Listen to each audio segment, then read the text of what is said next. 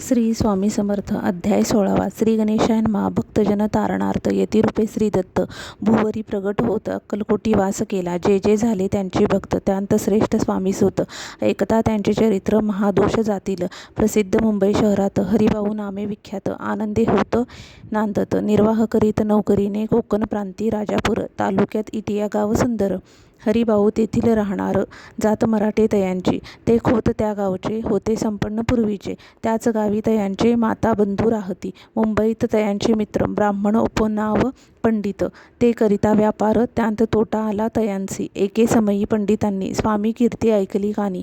तेव्हा भाव धरोणी मनी नवस केला स्वामींते. जरी 8 दिवसात मी होईन कर्जमुक्त, तरी दर्शना त्वरित अक्कलकोटी येईन. हरिभाऊ आणि त्यांचे मित्र अफूचा व्यापार करता त्यांत आपणा नुकसान सत्य येईल ऐसे वाटले. त्यांनी काढली एक युक्ती. बोलावणी पंडितांप्रती सर्व वर्तमान सांगती. म्हणती काय करावे हे नुकसान भरावयासी. द्रव्य नाही आम्हापासी. फिर्याद होता अब्रुसी. बट्टा लागेल आमुच्या. तेव्हा पंडित बोलले मलाही कर्ज काही झाले. निघेल माझी दिवाळी यात संशय असेना. तुम्ही व्हावया कर्जमुक्त यासी करावी युक्ती एक. तुमचा होऊन मी मालक लिहून देतो पेढीवरी. अफूचा भाव वाढला. व्यापारात नफा झाला हे सांगावया पंडिताला. मारवाडी आला आनंदी. अक्कलकोटी स्वामी समर्थ सांप्रतकाळी वास करीत.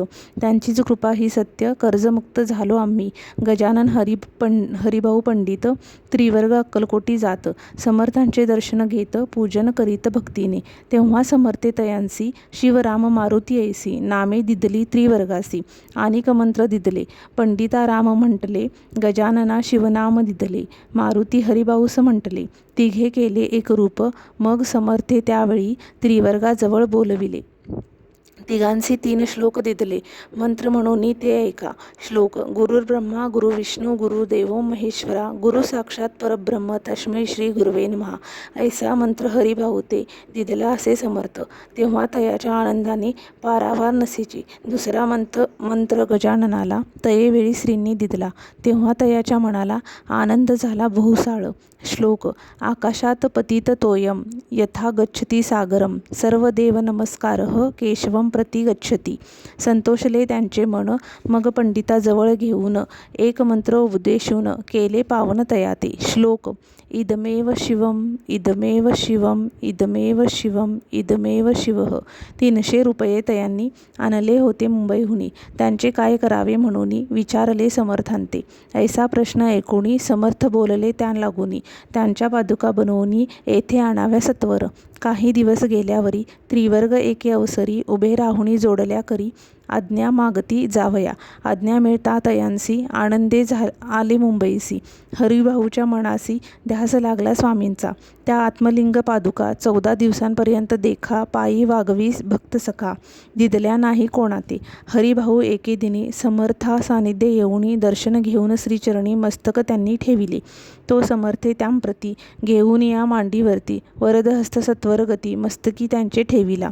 म्हणती तू माझा सूत झालासी आता निश्चित. परिधान करी भगवे वस्त्र संसार देई सोडूनी. मग छाती कफनी झोळी समर्थे तयांसी दिदली. ती घेऊनी तयावेळी परिधान केली सत्वर. आत्मलिंग पादुका सत्वरी देती हरिभाऊचे करी. म्हणती जाऊनी सागर तिरी किल्ला बांधूनी राहावे. जाऊनी आता सत्वर लुटवी आपुला संसार. लोभ मोह अणुमात्र चित्ती तुवा न धरावा. आज्ञा ऐकोणी ऐशी आनंद झाला मानसी. सत्वर आले मुंबईसी साधुवेश घेऊनी. असो हरिभाऊने काय केले. ब्राह्मणांनी सी बोलविले. संकल्प करून ठेविले तुळशीपत्र घरावरी. हरिभाऊ घर लुटविता तारा नामे त्यांची कांता. ती करी बहुत आकांता घेत ऊर बडवोनी. विनविते जोडूनी कर अद्यापि स्वस्थ करा अंतर. आपला हा विचार सोडून द्यावा प्राणप्रिया. ऐशी तियेचे उत्तरे ऐकून या स्वामी कुमरे. समाधान बहुत प्रकारे करीतसे तियेचे. स्त्रियेच्या अंगावरी अलंकार तेही लुटविले समग्र. तिये दिदले शुभ्र वस्त्र परिधान करावया. आत्मलिंग समर्थे स्वामी सुताते दिदले होते. त्या पादुका स्वहस्ते मठामाजी स्थापिल्या. काठीमापुऱ्यात त्या समयी मठ स्थापिला असे पाही. हरिभाऊ होऊनी गोसावी मठामाजी राहिले. इति श्री स्वामीचरित्र सारामृत नाना प्राकृत कथा समंत सदा भाविक भक्त परिसोत. षोडशोऽध्याय. गोड हा. श्रीरस्तु शुभं भवतु. श्री स्वामी समर्थ.